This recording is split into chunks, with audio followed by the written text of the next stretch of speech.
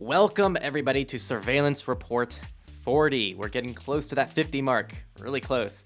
Today, you're going to learn about the latest advancements in the world of privacy and security to help maintain your safety. This stuff's really hard to keep up with, and that's why we're here. This report's going to recap some of the most notable events in the last week, from a couple of pretty unusual data breaches to the Signal Messenger's amazing Facebook campaign, and a plethora of some important research that you should actually know about. It's pretty cool stuff. There's also a lot more, so just get ready. Today's a pretty fun report. I am Henry from Techlore. I am Nathan from The New Oil. And today's report is brought to you by our wonderful supporters. We have over 100 supporters on Patreon. Major shout out to our top supporters, Connor, Kenny, Brian, Justin, Braddy, Princess, CJ, Cypher, Mitchell, and Rob, who are the largest supporters, and they allow us to do so many wonderful things that we're just beyond fortunate for.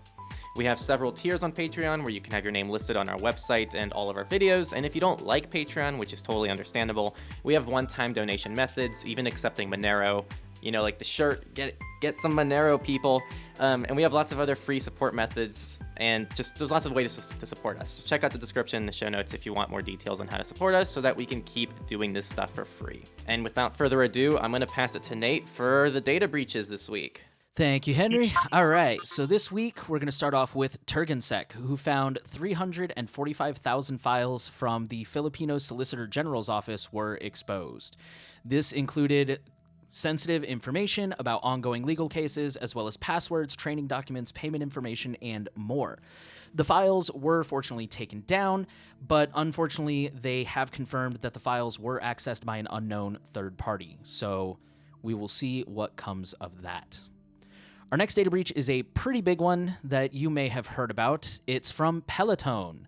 Peloton is a high-end exercise company known for their smart devices like treadmills and stationary bikes, but they also have subscription-based digital exercise classes. And as you can imagine, this company became extra popular during quarantine when everybody was locked inside and still trying to socialize and stay in shape and all that fun stuff. Researchers found an exposed API that could allow an attacker to access a Peloton user's age, gender, city, weight, workout statistics, and if it was the user's birthday, which that last one is kind of oddly specific, but yeah, they could find all that even if the profile was set to private. Which are the researchers that found this. They reported the leak on January 20th, but it still hasn't been fixed. Although Peloton did at least patch it up a little bit, so now you have to be a member in order to access that. It's like a members only thing. Although anyone could sign up for a membership, so they didn't really fix that. I don't think Jonah, our community manager, watches all these surveillance reports. Jonah definitely has a Peloton. So This is going to be a little inside joke. If you're watching this and you're in our communities, I want you to ping Jonah and say that you found his data in the Peloton breach. I want like 10 people to do this. All right. He's not going to know where it comes from. And it's going to be great. Just he's a big troll, so I want to troll him back for once. Unrelated, apparently Biden has one as well. So ooh, so yeah, we can say that Biden is actually out biking Jonah. There we go. Come on, man. You're going to let an old man beat you? Okay. So our first of two unusual data breaches that we hinted at earlier. Amazon suffered a data breach of over 200,000 people, which is unfortunately in and of itself not unusual. What is unusual is that this data breach seems to implicate these users in fake product review scams. So the data included somewhere between 200 and 250,000 users. It had names, email addresses, PayPal details, Amazon profile links, WhatsApp and Telegram numbers, and more importantly, the records of direct messages between other users and these users who were being paid for their fake reviews. So basically, they got all the evidence. So like I said, like the actual Amazon database leaking isn't really too unusual, sadly, but there was a little twist with this one that was interesting. And our second unusual data breach, and our last data breach this week, comes from the U.S. Physics Lab Fermilab, which is a physics and particle accelerator lab, particle physics and particle accelerator. So kind of like the Large Hadron Collider that many of you may have heard of. This one was discovered by researchers who were pen testing Fermilab, and they found multiple entry points into the system that could have been abused to get sensitive information like experiment data, credentials, and even project tickets that had sensitive attachments and private communications. So fortunately, they disclosed this to Fermilab, who very quickly patched this up. But yeah, that was a scary one. And that summarizes all our data breaches. We're going to move on to companies now, and we're going to start with Signal Messenger, the secure messenger, which I feel like we flip-flop good and bad news every week with them. So this week, it's not good or bad, but pretty much Signal tried to put out an advertising campaign on Facebook to try to outline some of the invasive tracking technology that's involved with the advertising industry. So if you're watching the video, you're going to see screenshots of them essentially describing the person that they're trying to target. So this one says, you got this ad because you're a newlywed Pilates instructor and you're cartoon crazy. You're into parenting blogs and thinking about LGBTQ adoption. So these are very oddly specific things that are actually targeted towards people, and the goal is almost just trying to expose how invasive Facebook can be. Now, Nate, correct me if I'm wrong, I don't think any ads were actually ever run.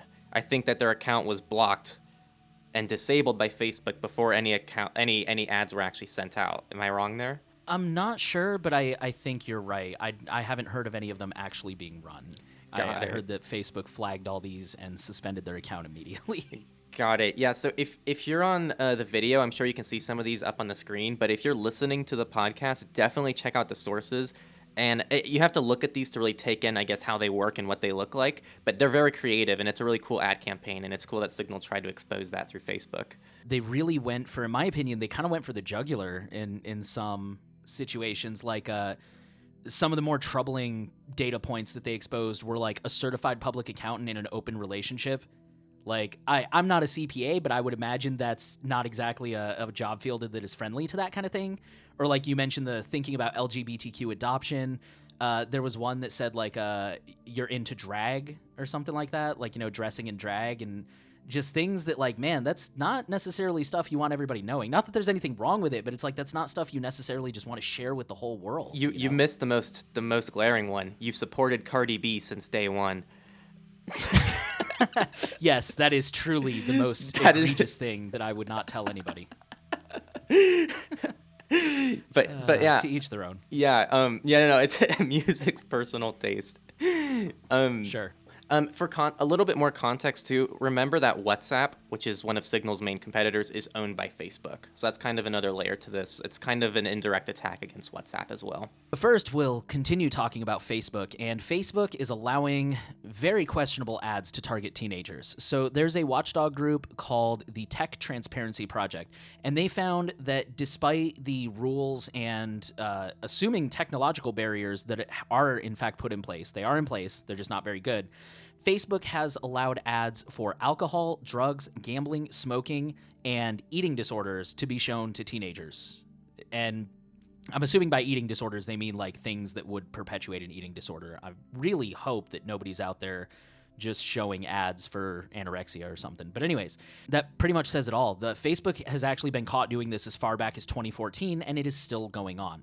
They do have policies in place that are supposed to catch this, and I'm assuming technological barriers as well, but it unfortunately seems like either they're not taking it seriously or they need some more work. And let's talk about WhatsApp real quick. We mentioned we'd get to them. So earlier this year, WhatsApp announced that they were going to make some changes to their privacy policy in order to share more data with Facebook. Or more realistically, they were going to admit to sharing that data. This, as many of you may remember, prompted a huge backlash and caused a lot of users to jump ship and go to services like Signal or Telegram. Unfortunately, Facebook's latest earning report suggests that even despite this big backlash, WhatsApp has actually grown 3.3 billion users in 2021. WhatsApp has also changed their approach regarding this rollout. So originally it was supposed to happen in February. They pushed it back to May. I insist that this was probably just to let all the heat simmer down. Either way, they've changed their approach. Before, they said that if you didn't agree to the terms of service, you wouldn't be able to use it. They would delete your account or basically make your account useless. Now they've changed it to say that they'll remind you to accept the terms of service, and until you do, they're just going to start slowly stripping away your functionality of the app. So the longer you go without accepting, the more useless the app is going to become. That's pretty coercive. And our next article is going to talk about Google. So for Android users, you have the Google Play Store. Apple users, you have the iOS App Store. And Apple recently introduced all those new privacy labels on iOS, which were just the huge news for especially, I think it's iOS 14 is where this really started to escalate. So Google has announced that they will be introducing a similar app listing with privacy info starting next year. Now, this is a very, very slow rollout. If you're looking at the video, I'm going to include a screenshot here, which says there's a pre-announcement, which just happened right now. Policy is going to be available in quarter 3. Quarter 4, developers can start declaring their information. But the deadline for this isn't until quarter 2 of 2022. So you're probably not going to start actually seeing this in your applications on the Google Play Store until probably around May next year. And our next story is also Google related, and it's pretty straightforward. So Google is now automatically enrolling users in two-step verification. So this should ideally increase the security on people's accounts. I know some people might be a bit concerned about that because they might think it's a privacy concern because it might be through phone numbers and it might be a tactic for Google to get people's phone numbers. I don't think that's what's happening here. I think most people already have their numbers through Google, and they're just requiring this now to improve people's security. There's a quote here from the article. I think this is directly from Google. Soon we'll start automatically enrolling users in two-step verification if their accounts are appropriately configured. So you can check the status of your account in our security checkup tool. So yeah, if you want to see if you can qualify for this, you should already enable it yourself, but you can check if you're going to automatically get it by going to the security checkup section. I just don't know what appropriately configured means. And we're going to close out the company section by talking about Apple. First up, we have some good news. So Apple iOS 14.5 came out, about a week ago? And one of the big things that it had was app tracking transparency, which means now all apps have to show you a little pop-up that says, do you want to allow this app to track you individually? New data suggests that only 4% of iOS users in the US are saying yes. 96% of people are saying, no, please do not stalk me. And I think that's amazing. And it shows, in my opinion, that people do care about their privacy. I think a lot of people just don't know how to defend their privacy or what steps to take or how to get started. So yeah, I think personally, I think this sends a message. And our last story, unfortunately, is not so much good news. Apple Watch is probably going to have the ability to monitor your blood pressure, blood glucose, and blood alcohol level in an upcoming update. So I understand how that could be very useful to some people, especially if you're susceptible to high blood pressure. But definitely be aware of this. This is a potential privacy issue if that's not a service that you have need of. And be sure when that rolls out to disable that if you use an Apple Watch. All right, let's roll into research. So last week we talked about Experian.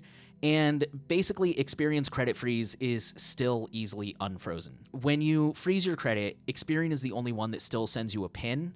And unfortunately, if you try to unfreeze your credit and you say, I lost my PIN, they'll ask you a bunch of questions. They'll be like, oh, okay, no problem. Here's a bunch of questions. And unfortunately, almost all of those questions can be easily found through social engineering and Googling and stuff like that, which undoes the whole point of the credit freeze. That's something I don't harp on a lot. I always harp on freezing your credit, which I totally think you should if you're an American or you're with one of these credit agencies that will allow you to do that. The part I don't usually talk about is to also add a fraud alert, which is kind of like a two-step for your credit freeze. Like I mentioned, Equifax and TransUnion have moved away from the PIN-based system, and now they require you to create an account. Experian is still using the PIN, so they are still more susceptible to this. So if you freeze your credit, which again I think you should, make sure to get the fraud alert as well, which unfortunately that one you have to update every year. It doesn't just stay on like the credit freeze does. But it's also free, and you only have to do it with one agency, and they spread it around to the other ones. So yeah. Our next story goes to schools and students and children. You know, we're actually going to talk about how privacy impacts children here. And for those of you, this is probably not a big surprise to a lot of people, but a lot of the software and the tools that schools use can be pretty invasive towards students. And here's a good article talking about that. So the headline of this is 60% of school apps are sending student data to potentially high-risk third parties without knowledge or consent, according to new research from Me2B Alliance. And as you could expect, a lot of this has to do with applications and SDKs, which is where a lot of these problems seem to come from. So a lot of these schools probably aren't aware that maybe the apps they use have advertising platforms like Google and Facebook built into the applications.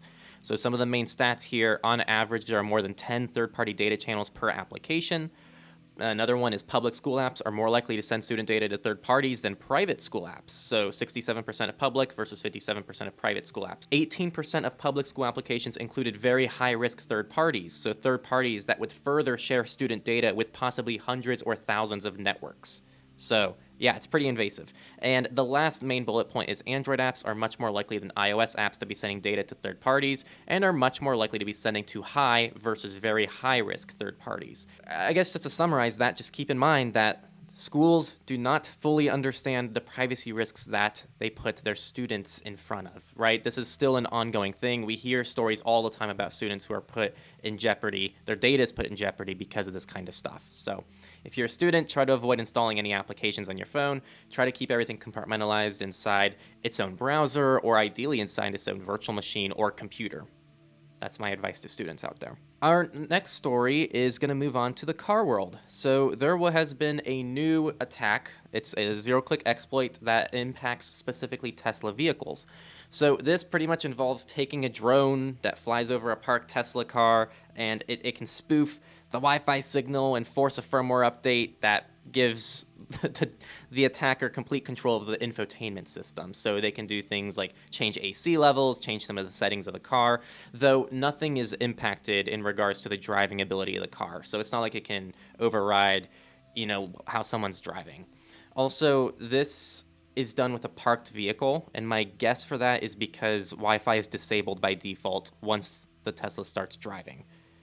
So this attack probably wouldn't work with a driving car, unless someone manually enabled it once the car starts driving. But yeah, either way, it's been patched. It was patched in October, but this is just another example of how advanced these vehicles are becoming. And our next research story concerns the risk of phone number recycling with mobile carriers in the US. So I'm going to quote a couple pieces from the article.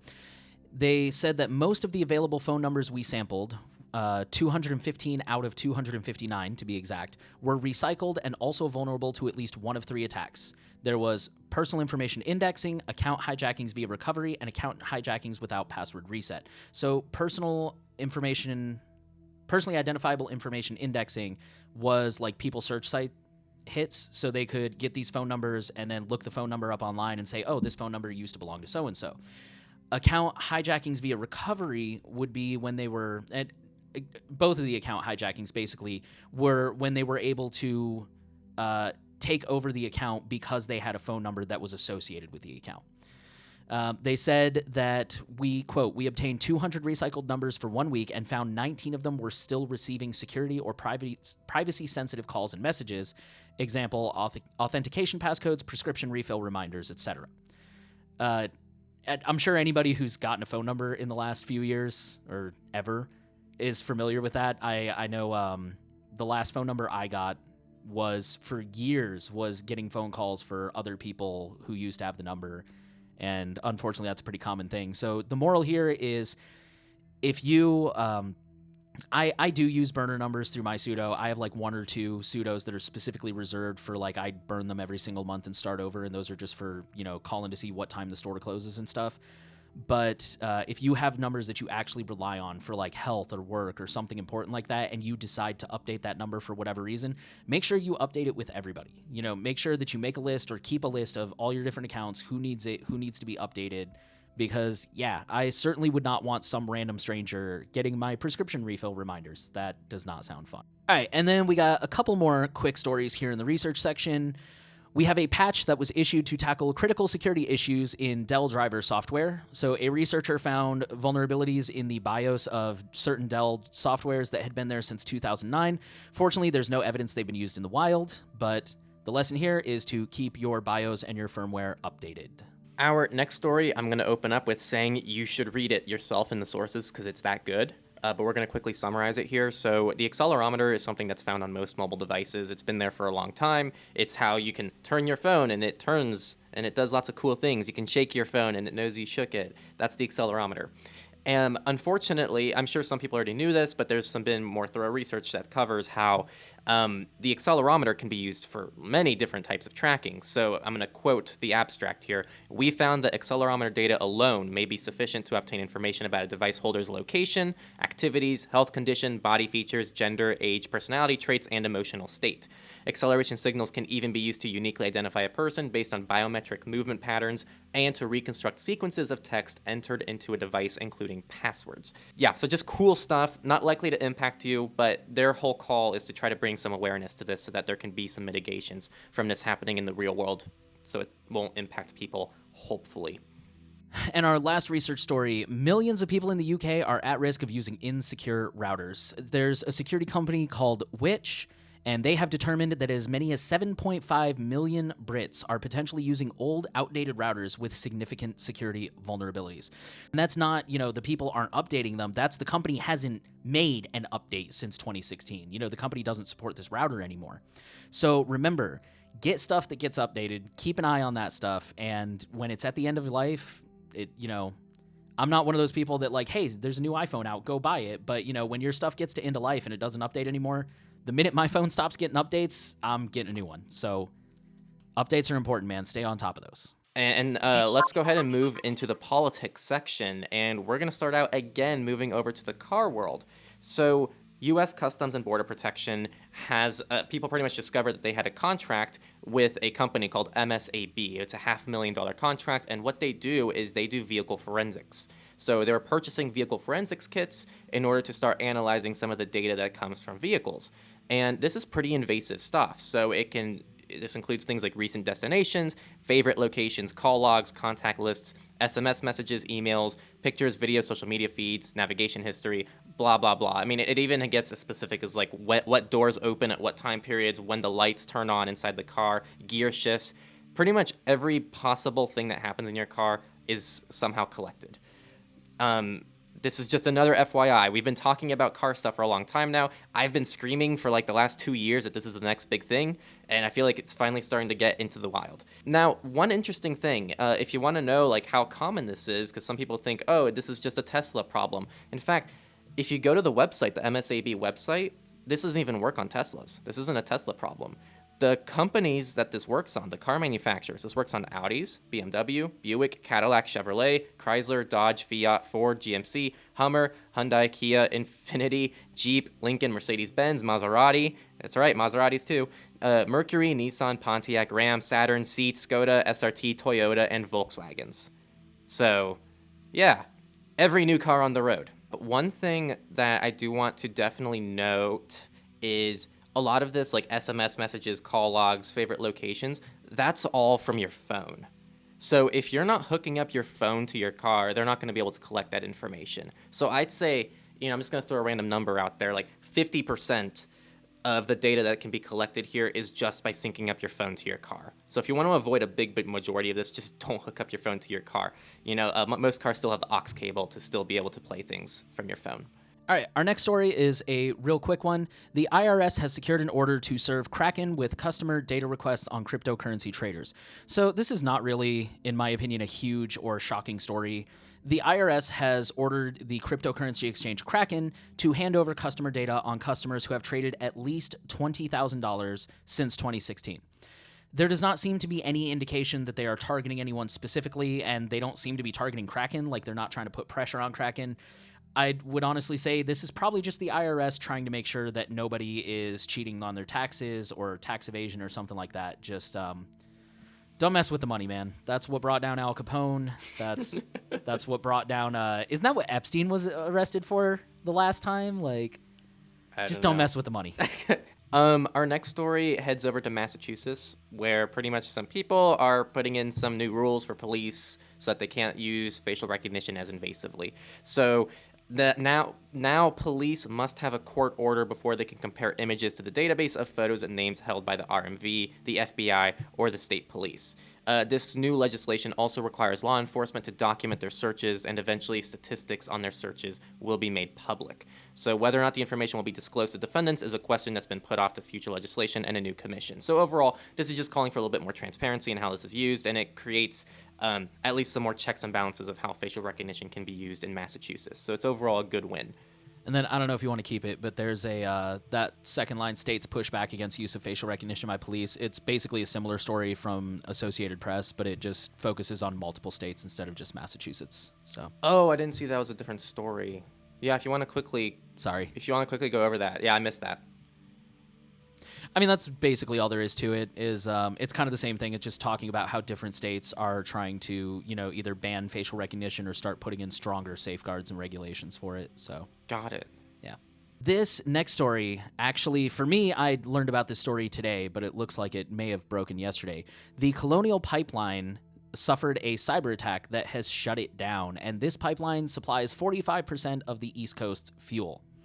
This is our last story for the U.S. here in the politics section. The title basically hits up all the major points. Pipeline provides 45% of the fuel for the East Coast. It also, interestingly, supplies a lot of oil and petroleum products for the U.S. military. So at this point, we don't have a lot of details. This may have been an intentional strike by a nation state targeting the military, or, this could have just been somebody looking for a quick buck. I mean, it's like I said, it's too early to tell. But yeah, they have a map on this article of the pipeline. It stretches all the way from New Jersey to eastern Texas. So I am going to go fill up my car after this before we hit shortages and price hikes.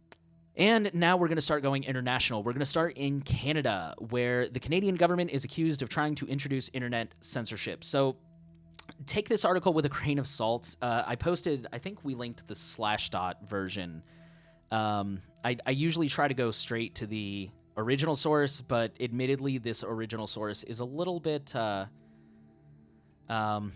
they're biased. Let me just put it that way. They are very clearly biased. So take it with a grain of salt. To quote the Slashdot article, they said the government of Justin Trudeau is now pushing Bill C-10, a law that would see Canadians subjected to the most regulated internet in the free world. This includes a provision that could conceivably allow the federal government to order the deletion of any Facebook, YouTube, Instagram, or Twitter upload made by a Canadian. So, yeah, if you're Canadian, keep an eye on that, because that is pretty intense. Our next story moves over to the Netherlands, where a city, oh man, I'm so sorry if you're Dutch, and shitty, and shitty, I don't know, I'm trying, I'm doing my best here, but it's a city in the Netherlands which was caught using Wi-Fi tracking across the city, and they've now been charged, oh man, this is embarrassing, I believe those are those euros? I believe so, yeah. 600,000 euros. I'm just an ignorant American. I'm so sorry. But yeah, pretty much a Dutch city was caught using Wi-Fi tracking. Everything was publicized. There's a ton of PR around it, and now they've been fined by the Netherlands. Who are they? I don't know. When I saw you were covering that one, I kind of... Yeah, like, yeah. okay. It's not a very well written article, so like it feels like it was almost translated, which is why I like it. It was translated. They do say that at the top. They have a link to the original article, but they like ran it through Google Translate, so because it's very weirdly written. Grain of salt. It just says Dutch privacy law. Oh, Netherlands Data Protection Authorities. So the DPA of Netherlands was the person who executed that. So yeah, that's that story. Okay, our next story takes us to Belgium, where the government network has gone down due to a massive DDoS attack. So, I said this before and I said it wrong. Thank you for the person who called me out. DDoS is distributed denial of service, not dedicated. And it's distributed because it is distributed among various devices and then all focused on one source, which is where I got the dedicated part from. So a distributed denial of service attack knocked off both internal and public-facing systems and websites, affecting more than 200 government organizations ranging from tax portals to school IT systems. And that's kind of all there is to that story. But yeah, just remember, man, cyber attacks are getting cheaper and easier, and, no one is safe, unfortunately. And then our last political story, man, I hate to end on a bad note, but we're going to go to Australia, where the Australian Criminal Intelligence Commission believes that there is no legitimate reason to use an encrypted communication platform. So this is just another smear campaign from the government, and I'm not picking on Australia. The US does it. The UK was doing it just before they were. It's, all governments, they're trying to attack encryption and make it sound like normal people don't need to use this. This is only for criminals. If you're using this, what do you have to hide? Blah, blah, blah. They're just trying to make people comfortable with not having their civil liberties and their privacy. So, yeah. And speaking of civil liberties, let's move over into the free and open source section, FOSS News. So we're going to open this week with the Brave browser, who has introduced a new feature called Brave Playlist. This is pretty cool, all right? Like, Hear me out. So, like, if this is only on iOS for now, but if you open Brave and you open a YouTube video or any kind of content, it could be SoundCloud audio, it could be a random MP3, you're going to be prompted to add it to a playlist, and it's going to download it offline. So you can pretty much, like, load a queue of 10 different video audio files that can run and play in the background. So it could almost be like a way to just listen to things in the background. You can queue a whole album for something. This is really cool. Now, the one thing that came to mind is I wonder if YouTube's ever going to take action against this, because Brave now blocks ads on YouTube. They allow background playback for YouTube videos, and you can pretty much queue YouTube videos now on Brave for iOS. They're almost completely replacing YouTube Premium features. So I wonder if YouTube's ever going to get pissed off at Brave for that. But I'm not complaining. Like, this is some really awesome functionality. All right, our next FOSS story, we're going to, continuing the theme of music actually, we're going to talk about Audacity. Audacity is a digital audio workstation that apparently I got a lot of heat for this opinion. I think it's very limited in its uses. It's definitely got good uses. It's not a bad program by any means, but you know, it's not good.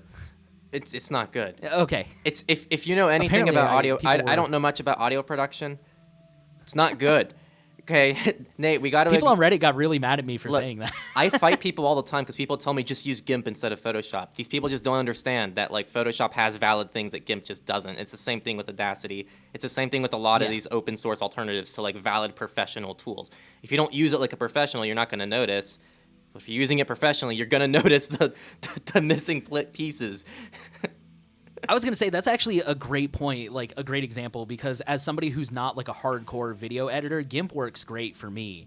But yeah, I've used Photoshop before, and I could definitely tell, like, if I was a professional photographer, I would want Photoshop. And same thing, like, as a professional audio person, Audacity will not cut it for 10 seconds. Although apparently it does have some things it does really well. Like, apparently it does batch file conversion, which is really cool. Yeah, we're not saying Tones don't use it. that. Well, now we might because of the... Actually, we haven't even got to the story yet. I'll let you finish.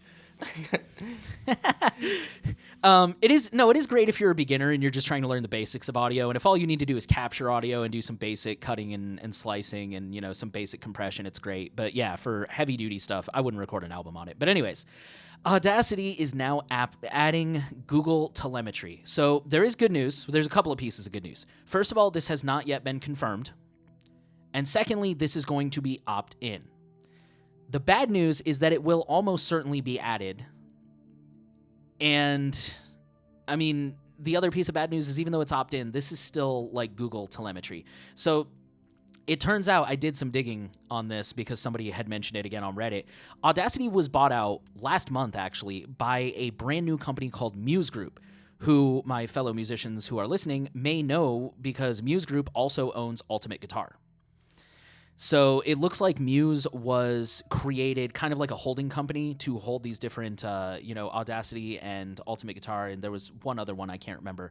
But it looks like this is mainly just an effort by them to monetize Audacity. So unfortunately, not everything has to be monetized. Like, I mean, I get it. I'm sure Audacity is not cheap to maintain, but man, this just feels like such a betrayal of everything they've done so far. Because it is open source, maybe somebody will roll out like a fork that doesn't have the telemetry, so who knows. Hopefully. I'm sure that's always an option.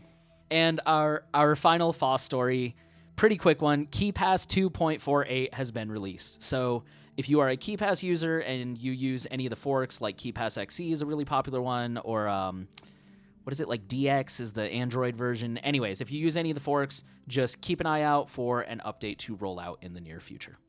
And now we're going to move into our Misfits section. This one is pretty off topic, but I just found it so hilarious, I just had to throw it in. So there were some emails that have come out due to, I think, the Epic lawsuit, actually. But pretty much there was an email sent from Steve Jobs. Let me give some more context here. This was back when they were trying to figure out how to integrate Facebook with the iPhone. So this was like, okay, are we going to include a Facebook app into iOS? What are we going to do? Because I don't know if it's still there, but Facebook used to be in the iOS settings. Like, you log into your Facebook account inside the iOS settings. I don't know if it's still like that, but yeah, pretty much there was some integration there. And so there was an email that was captured by Steve Jobs where he was pretty much turning down some of the requests from Facebook. And he specifically refers to Facebook as FeCebook in one of the emails because he always thought that Facebook was just complete garbage. And so he had no issue just calling calling it FOSS. So I just thought that was funny. It kind of ties into some of the Apple Facebook feuding that's going on. It's been happening since 2011. I bet that nickname is going to catch on in the privacy community now. Yeah, I'm going to start using it. Our next story, according to Google statistics, as a percentage of user time, between 95 and 99% of user time on the web is now encrypted. So basically, for all intents and purposes, up to 95%, or at least 95% of the web is now encrypted for the average user, which is amazing. And of course, we're talking about HTTPS here, TLS, SSL. Unfortunately, we're not talking about end-to-end encryption necessarily, but still, that's great. And it has been many years in the making, but we're finally here where over 90% of user web time is encrypted. And our last story, I just think this is a fun story that you guys would appreciate. A hardware hacker broke the DRM on a mini dishwasher. So there's a small countertop dishwasher called Bob. It can hold about a dozen dishes. And it comes with a DRM chip to ensure that you only use the expensive proprietary detergent pods. Well, an awesome hacker found a way to modify the code in the chip and additionally found a way to refill the pods with a cheaper but almost identical generic. So between these two things, you can reset the wash count on the chip and then you can refill the pods. And he says you can save up to 98% on your washes, which is awesome. And I got to throw it out there. If you guys have not read Unauthorized Bread, it's a short story, which I think he turned into a full novel. I haven't read the novel. I've only read the short story, but it's a short story by Cory Doctorow, and it talks about exactly this, and it is so good, and I 100% recommend it. But yeah, this was just a great story, and I hope it leaves you guys with a smile on your face. And with that said, that was all of the news for SR40. And, we had some pretty fun stuff this week. The Misfits were pretty fun. We have some new cool Brave features, all the Audacity stuff, which I think kind of, we both have used Audacity at one point, so that kind of hit a nerve with us. There's key pass updates, a lot of political news, car news, Teslas, students who are being invaded, and some interesting data breaches, Instagram ads, and Signal. Lots of fun stuff this week. It's been awesome, and I'm sure next week we're going to get some more updates to a lot of these stories. And you got to make sure you subscribed on either YouTube or the podcast. It's all in RSS if you want to use just your RSS client. We're also on Spotify. We're everywhere. So just add us, and definitely tune in to next week because it's going to be awesome. Once again, these reports are brought to you by our supporters. There's lots of cool perks, and you don't have to support us to support us. There's free ways to support us as well. Just check out our support page, and also go check out Nathan's website as well, the new oil. He has his own support methods as well, so you can support both of us. We kind of do a co-host thing here, and definitely throw some support Nate's way as well. And once again, we want to thank you for listening to the Surveillance Report, and thank you for listening, and see you next week.